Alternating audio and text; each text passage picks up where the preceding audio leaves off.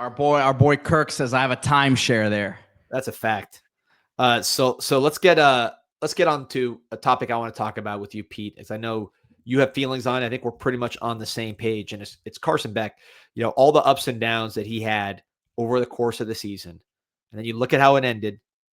Top 10 in the nation in passer rating. You look at the stats. 165.8 on that passer rating, 3,072 yards, 75% completion percentage. I'll repeat, 75% completion percentage, second in the country. Is that good?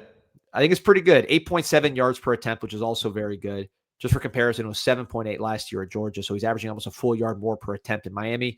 25 touchdowns, 10 picks. And to me, my favorite Carson Beck stat, besides the fact that, first back-to-back 10-win season in Miami history, really the best Miami season since 2003, all told.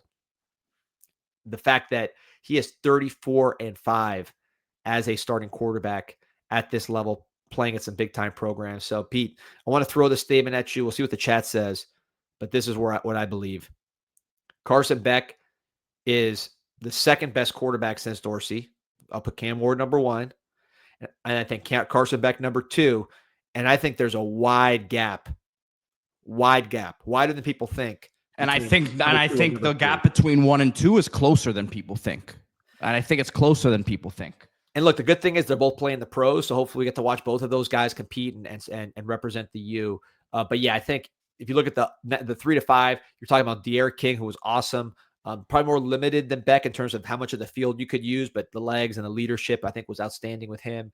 Brad Kaya, probably similar to Beck, just like a less talented version of Beck, didn't play on as good of a team. Not his fault. And then Brock Berlin, the ups and downs, but he did play a game in the NFL and was a very good clutch player. Had the last 11-win season for us with that incredible defense with Vince Wilfork, Sean Taylor, and those. So that'd be kind of my 5. And here's the other thing, too, D. Here's the other thing, D. That run game really didn't get going until the last 4 games of the season, 5 games of the season. I mean, we saw glimpses of it in the first couple games. Obviously, they wore a couple teams down there. But I'm talking about a run game that could be complementary to the pass game.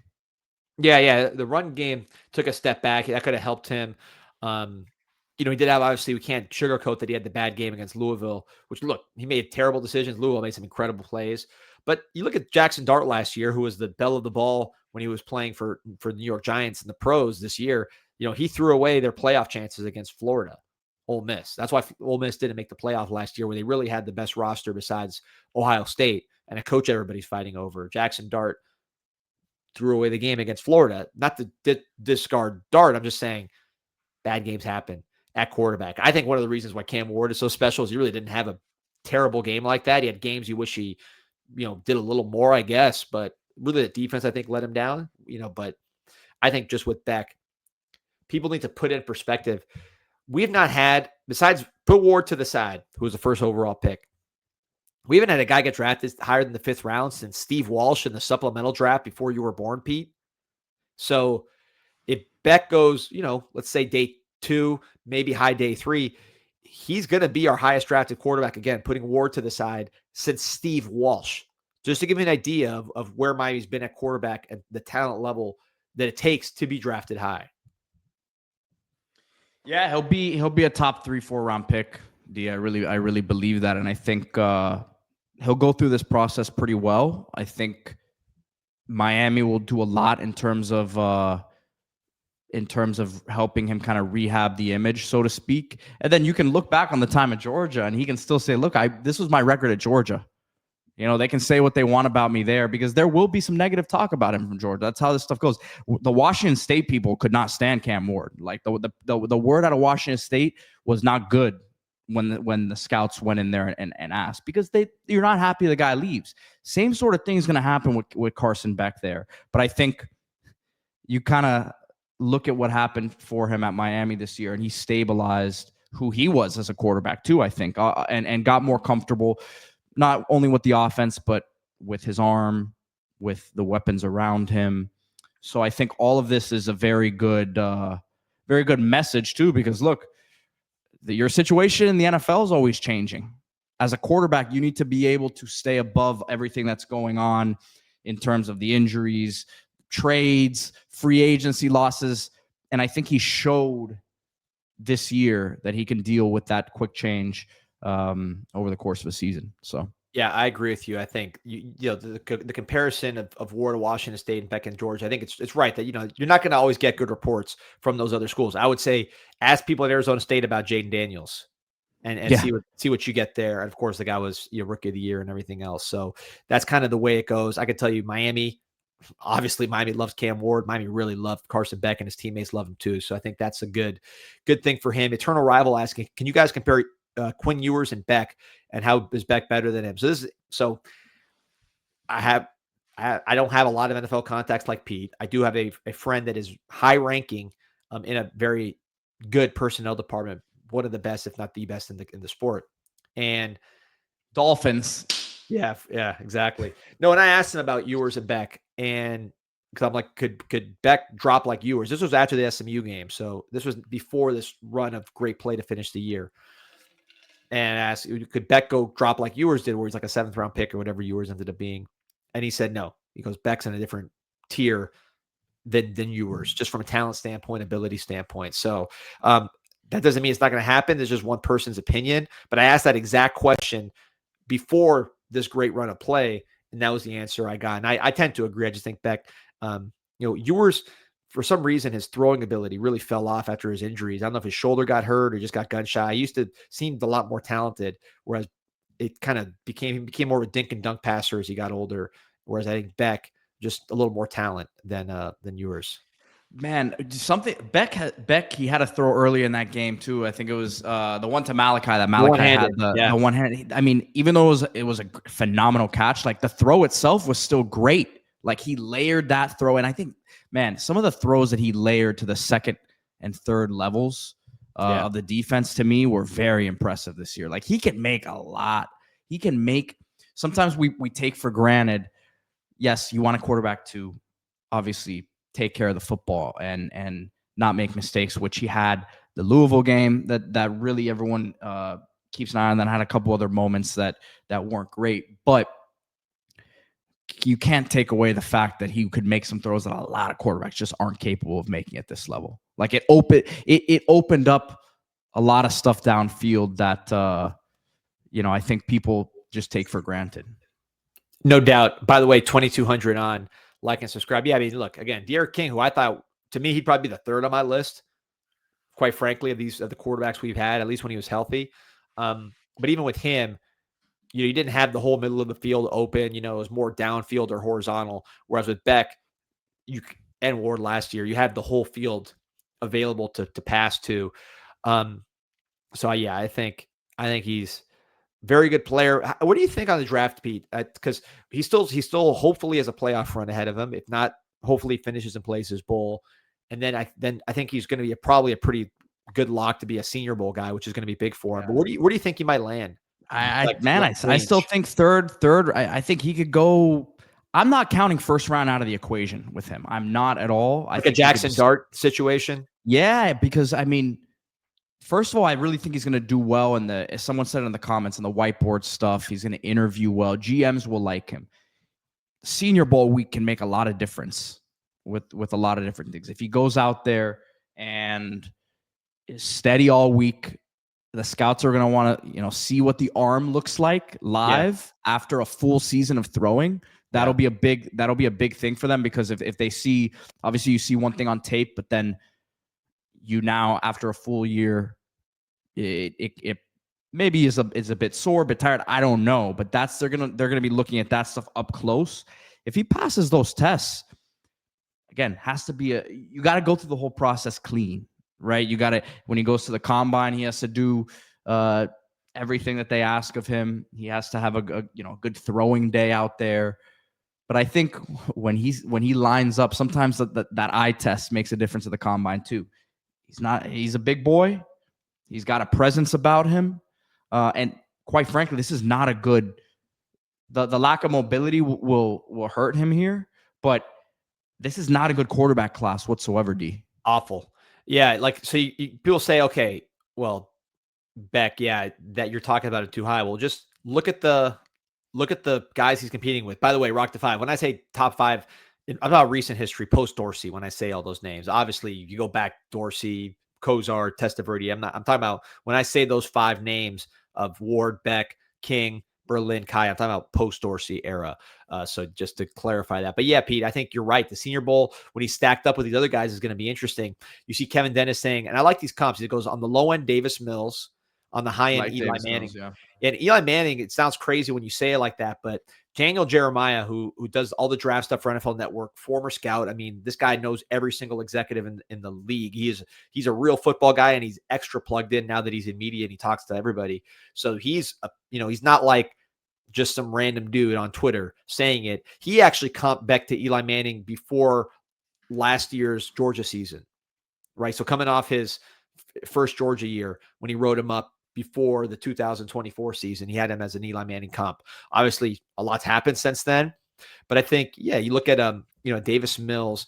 Where did Davis Mills? Davis Mills was third round, and by the way, was the number 1 quarterback in the country come out of high school, 5-star, had like 3 ACL tears, and that's why his career was derailed a little bit.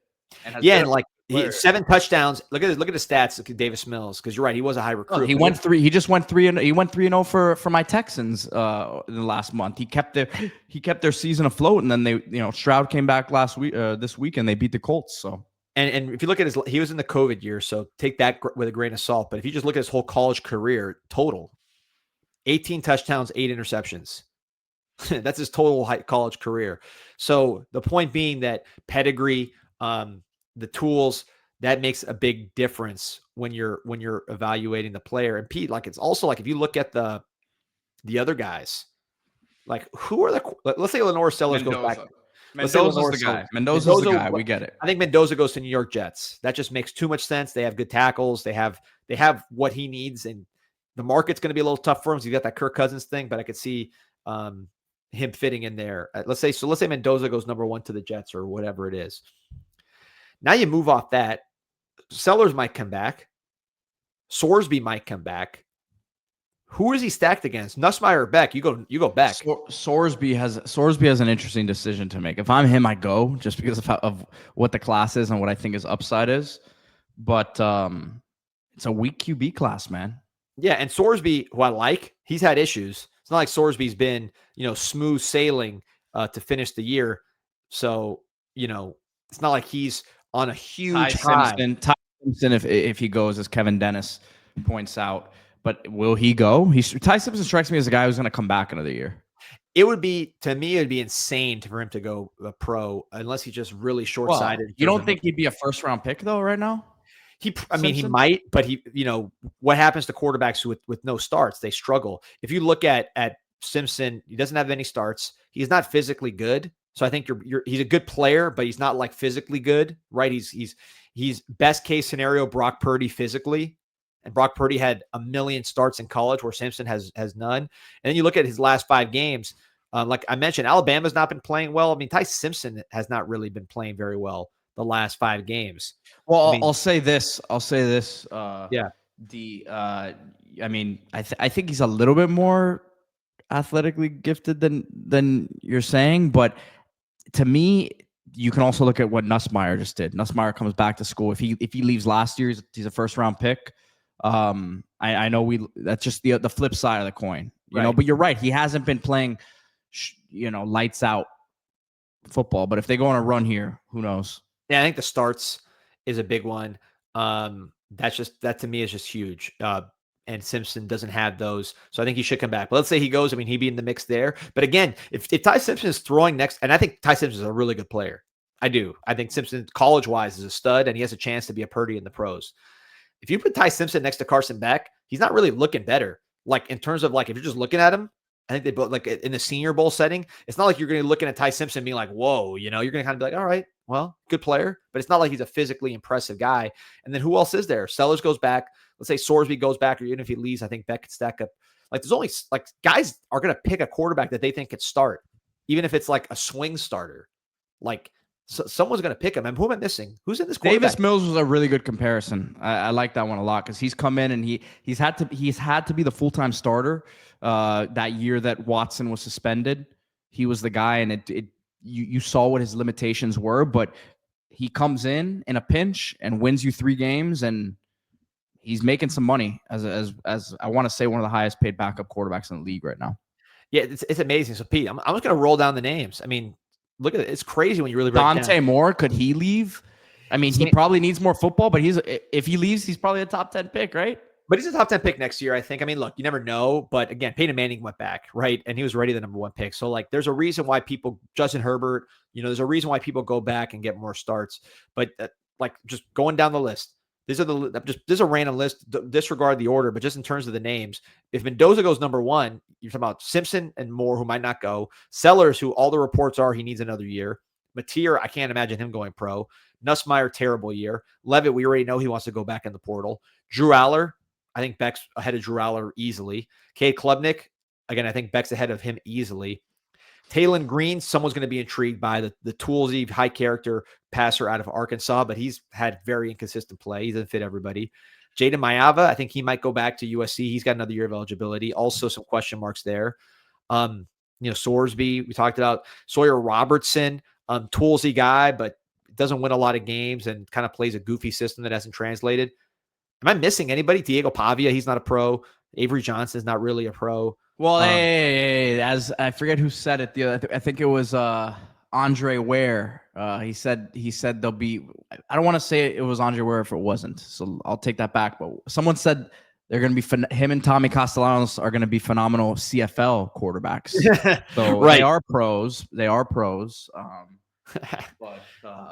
And good players. I mean, I'm not trying to diminish them as players. I mean, Pavia, if we play him in a bowl game, I'll be sweating bullets. I hope he goes pro. Right. I'll take a Diego Pavia regen right now. Yeah. If I could have it. 100%. He's a stud. But NFL. So really, when you break it down, if Simpson and Moore come back to college, which I think is very possible, is he the second best quarterback in the draft? Well, that's what I'm saying. The first round is very well within reach here. I don't think it's a crazy conversation to be had. And watch how the narrative changes in the spring. Now, watch how the stories of him, how good he was at Miami in terms of behind the scenes, the same stuff that I've been talking about and you have as well. That stuff you'll start to get the articles that come out about it, and then you'll get quotes from Mario and Shannon Dawson about how phenomenal he was coming in here and putting Georgia behind him. Like, that's what will start to happen. It will be that narrative. And listen, the media stuff doesn't always reflect what the NFL thinks. I'll say that, but I think it all plays into the equation, and I think it will help him. Yeah, I agree, man. It'll be a fun one to watch. Do you know who his agent is? Carson? No, I don't actually. Yeah, that will be an interesting one to see. And again, I think if he comes back, obviously if he gets in the playoff, that's going to be the best film of all for people to watch. But if he plays in the bowl, and let's say he has a great game in the bowl and everybody's smiling and hugging and the vibes are high, that matters. I mean, it sounds stupid because it shouldn't, but like, I think, and you're like, Pete, again, you're more of these conversations than I do, but I've seen it from the outside. When there's momentum behind a player, especially a player where there's been question marks, and then you're seeing him play, win, celebrate with his teammates. When you ask, there's going to be a lot of Canes at the combine, and when you ask a Ruben Bain or Keontae Scott, hey, what do you think about Beck? Oh, that's my boy. I think the momentum is positive with him, and you know what? Could he be the Jackson Dart? Now that we lay it out, there were better quarterbacks last year. Everybody said it was a one quarterback draft with Ward, and in some ways it was. But Pete, well, and let's say one of Moore and let's say one of Moore and Simpson go, and one of them get picked ahead of Ward. You're still in the discussion there for third to fifth best quarterback. If you don't think 5 quarterbacks will be taken in the first 3 rounds here, and we've seen a bit of a strategy shift where, like, some teams are saying, if we're not going to take it in the first round, we're not going to take one until late. So maybe that comes into play here. But I saw Dylan Gabriel get picked in the 3rd round last year. Yeah. Last year, there were 5 quarterbacks on the first 2 days. And really, Shedeur should have been, if not for like some weird interview stuff, right? Or whatever you want to say happened with Shedeur. It was not based on his ability. Next week will be very interesting. But, he's starting game. You know what next week is, right? Shedeur Cam. Yeah. Next week will be very interesting. lot of narratives at play there. So, yes, I mean, again, you look at it, you say, all right, Cam Ward, first round, Jackson Darts, first round, Tyler Shuck, second round, which, by the way, we said it during Louisville week. Don't sleep on Tyler Shuck. Jalen Milroe, third round, who he had a lot of issues throwing the football. Dylan Gabriel, I don't even know why he was a third round pick. Great college player, but I didn't see any pro projection there, but went to the Senior Bowl, did fine, I guess, third round pick. That's 1, 2, 3, 4, 5. With Shador's probably should have been 6. I can't even tell you 6 quarterbacks in this draft. So, I think you're right, man. I think it could be interesting. Could be interesting, man. And how about that for promotion for the Canes, right? Yeah. Yeah. No, 2 years in a row would be, I mean, with a first round QB would be fantastic. All right. I got a comment I want to get to from Steve Smith first. Want to talk about an opportunity to give your free time a raise. What does that mean? You download the KashKick app, KashKick, and while you're playing the games on your phone, browsing, doing surveys, instead of just wasting time, whether waiting for the doctor, waiting to pick up your kids at sports, whatever it is, you're making money on the side. You're paying for a meal. You're paying for a shirt that you wanted to buy just by playing a game. That's it. KashKick app. Give your free time a raise. One of the most popular apps in the country. 4.5 plus average rating. 1.5 million plus downloads. It goes right to your PayPal. A million different ways to connect. All legit. This is a big time app. KashKick. And while you're playing these games, doing surveys, whatever, you're making money on the side. Just an unbelievable product, unbelievable opportunity. It sounds too good to be true, but it is 100% legit. Again, millions with this app and got money in their account. This is a big time company. There's no secrets here. Then you go to cashkick.com if you want to learn more about it. Or just download the app, KashKick for the KashKick app. All right, so Pete, you had a comment here from Steve Smith. He said, Beck's season's over with. Let's focus on the future right now. So I think this is our annual more like daily. This is our daily. Steve Smith, I will say, Steve Smith had another comment here that was, I think, should lead us right into what we were talking about here, D, which is, I think, a great point. Let's see. As he says, Steve Smith says, I'm pitching Tony to all portal quarterbacks if they want to come play for UM. Like, be serious if you want those big numbers. So, yeah, I think we talked so much about the last couple of years how not having a quarterback in place hurt the search for a receiver. I think it's going to. And this is what we keep saying that, and I don't know. You may have heard something differently. I know you're going to hopefully be having a new addition of the bank here before signing day. But everything I know is that Miami wants to act quickly on a quarterback situation here. And having a guy like Malachi Tony in place with the idea that, hey, we'll probably try to go get someone else and add to what we have here. It's got to be a pretty nice proposition for a quarterback who's looking at his options. No doubt about it. And then, of course, I mean, we saw Cam Ward with all his time. And I heard people say, and I never agreed with it. You never agreed with it, Pete, but there were people that said, Cam Ward had a lot of time because Cam Ward could, make the offensive line right, break a tackle, use his legs. But the reality is that Carson Beck got sacked even less than Cam Ward by a lot, actually. There's a reason why Cam Ward held the ball. He was making huge plays. He was the best player in the country. I'm not saying this as a negative to Cam Ward. I'm saying it as a positive to the offensive line, which is you could put a non-mobile quarterback behind this offensive line, and he's not going to get touched. He only got sacked on 2.82% of his dropbacks. That's top 5 number nationally, and he had all day to throw. So I think from the offensive line protection standpoint, that's easy. Like, that's an easy sell. And now, to your point, Pete, instead of saying, all right, well, we lost our 4 top receivers, but we're going to replace them with somebody in the portal, which, by the way, it's hard to get the portal guy without the quarterback. Now it's say he's here. He's already here. So you don't have to get one. So I think that's a great point by Steve. Cranky Grinch says CanesInSight, the ultimate tampering platform. No doubt about it, man. We're here to tamper openly and proudly, my friend. It's a lot of time till this tamper deadline ends. So I just told you a stat that Miami was a lead in pass blocking. South Carolina, 134th in sacks allowed, 11.29%. How much of that's the quarterback? Lenore Sellers to me is an interesting one because I was a huge fan of him coming out of last year. I thought watching him against Clemson was one of the best performances I saw all year. He kind of big boyed him. The character was great. The arm strength, elite, the size and strength, as good as I've seen since Josh Allen from a quarterback. And then he could run too. But again, the character and just the tools, you like the whole package. But now flash forward, gets blown out. I'll say blown out, but gets beaten soundly by Clemson, a worse Clemson team, 28-14. So same game that he kind of showed everybody how good he was. He takes a step back. On the year, 2,400 yards, 13 touchdowns, 8 picks. Ran the ball okay, but really not as well as he should have. 270 rushing yards after rushing for 674 the year before. Yards per carry goes from 4.1 to 1.8. I don't think he got slower. I think a lot of this has to do with what's around him, especially that pass protection number I gave you.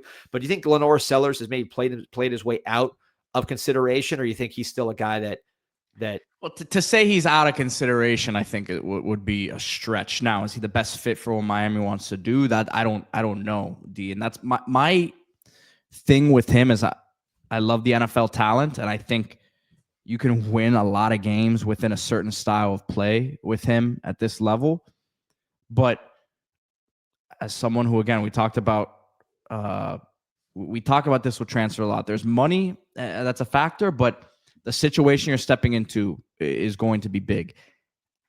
I have to think that whoever's advising Sellers is saying, hey, we need a system that's going to get him ready for the next level. Miami could say, well, look what we've done with our last 2 quarterbacks. But at the same time, does Shannon Dawson think that his skill set will translate the same way into what he wants to do here at Miami? So I think that's the question. I would, if he landed at Miami tomorrow, I'd be happy about it. I think you could win a lot, but I think it'll look very different than what it's looked like, because he can do some things with the arm. The arm talent, I think, is there, but the inconsistent accuracies to me are an issue in what you currently are doing right now offensively. Yeah, no, listen, I agree with you. There's nothing else to say other than I agree. That's it's a tough sell at this point in his career with what he's done, when you have such a huge need for a quarterback to step in and do the job and play at this level that we've come to expect now 2 years in a row, with Ward as the best player in the country, Carson Beck top 10 in passer rating. Well, and both of them had a lot of questions, right? And I think this comment here from You Better Love Somebody says, I have confidence in the Miami evaluation within the portal QB. So I think they've earned the trust with what's happened the last 2 years here. No doubt. And I think, to me, I still kind of come back to it, the cleanest fit. And I don't know all the details, Pete. I don't know all the money. I don't know all the everything. But I think Bailey, now that the season's done, we're not just talking about him after a Miami blowout or after a good game against Georgia Tech. We're talking, the season's kind of done in terms of regular season, 7-5, basically your average good NC State year. I think that Bailey still makes the most sense based on what I know now. That could change, but based on what I know now, I see a guy who he's a top 5 ACC quarterback now.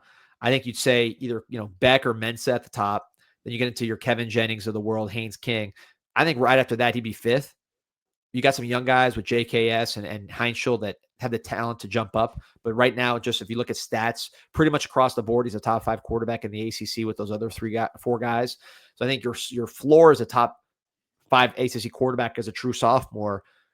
Not until he'll be here in spring. There's really not a lot of no character concerns I've heard. Everything is great character-wise. He knows the guys locally. He would slide right into the locker room and I think be a fit. What'd you say, the cleanest move? Is that what you said? Cleanest, yeah. I think I agree. I mean, look, I really think if Miami wants him, he's their choice. You pick up the phone today, and you can get that one done. Like, I think, and obviously he's not in the portal, but I'm saying this in a hypothetical sense, right? Like, I think I agree with that. There's less to sift through in terms of, all right, we really, really like this one guy, but is he going to the NFL? Is he going to, as we saw last year with a John Mateer, for example? I think Mateer was a great example of it, because you wanted Mateer if you're Miami. There was multiple guys Miami was in the mix for.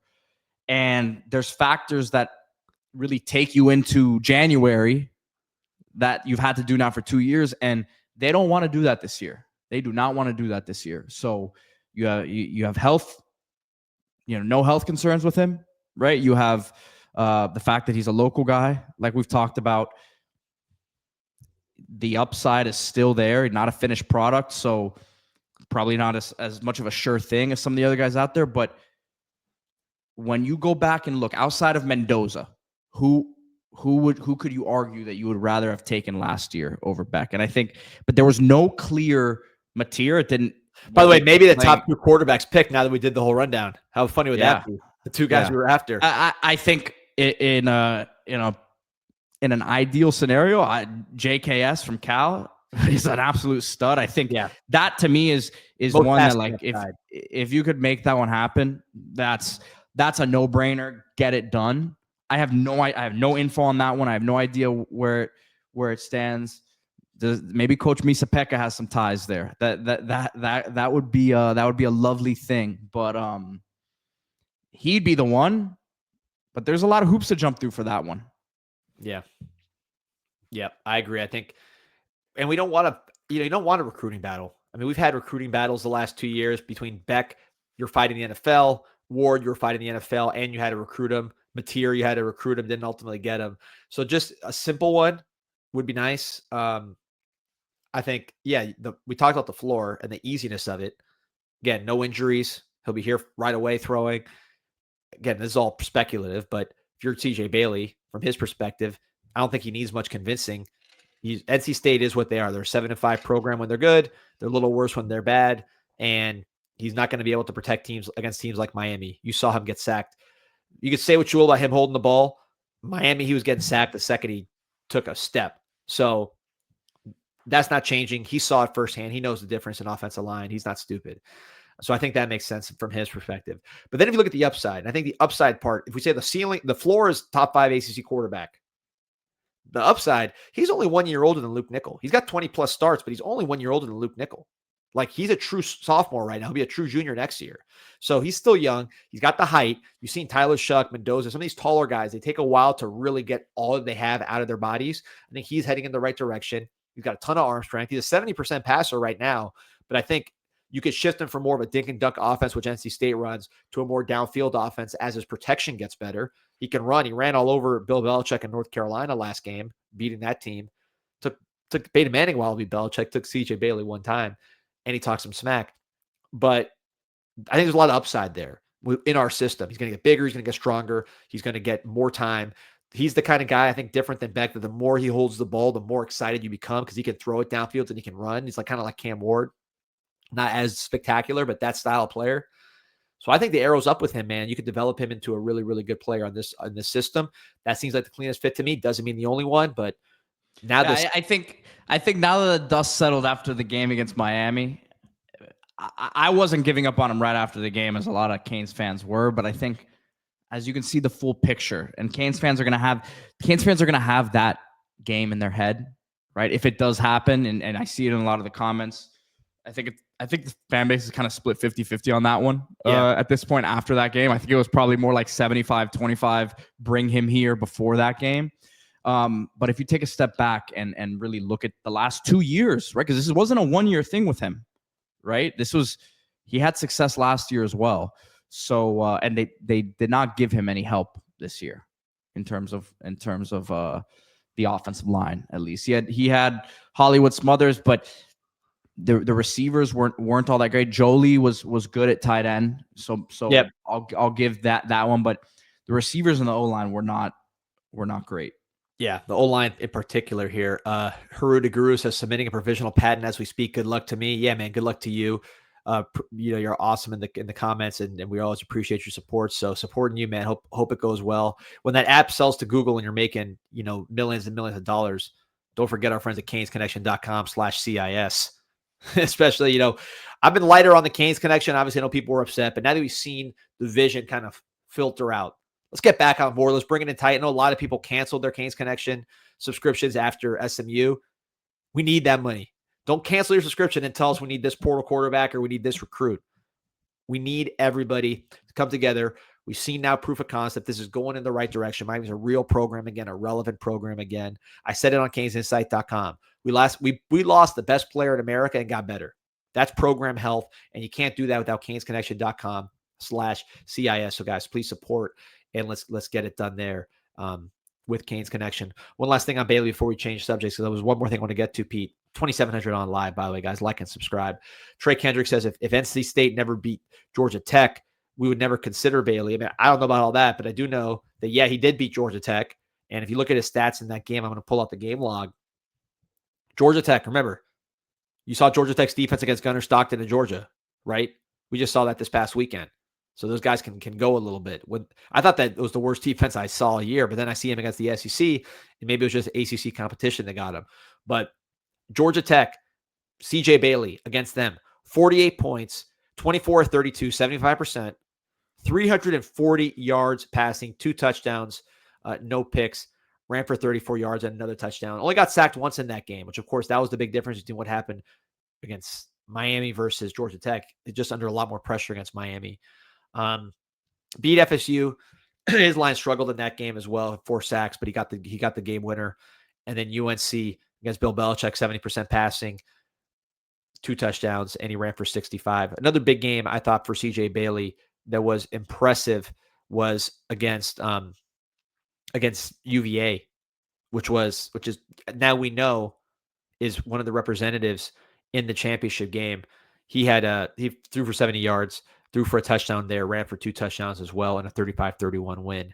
So I think his floor is super high in this conference, and I think the ceiling with the size, the athleticism, the arm strength, the age, just the fact he's going to get bigger, stronger with his height, he's going to be a stud.